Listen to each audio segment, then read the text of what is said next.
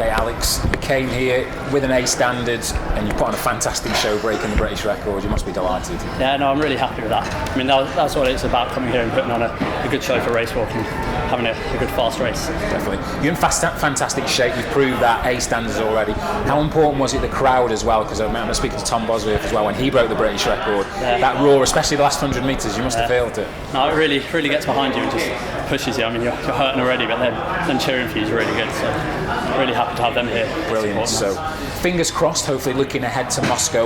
What's your aims and ambitions looking ahead to those championships? I mean, to go there and have a good race. I mean, I'm still quite young in terms of walking, so I mean, just to go there and show the kind of the best I can do and how much I've improved from last year. And you know, last year I was devastated to miss the Olympics, miss the B standard, but this year it's all changed around. And definitely, you're certainly looking as though yourself and Tom, you seem to be the future of race walking. Two young guys running really well. Yeah. How important is it to the event that, like I say, you can come out here, put on a good show, but also that you're getting picked for these major championships? Yeah, no, it's really important. Like we push each other a lot. Like that was a very tough race. Like if he wasn't there, definitely wouldn't be going that fast. So I mean, it's really good to have each other pushing each other. So. Well, congratulations, national champion. Thanks so much for talking to us. Cheers. Thank you.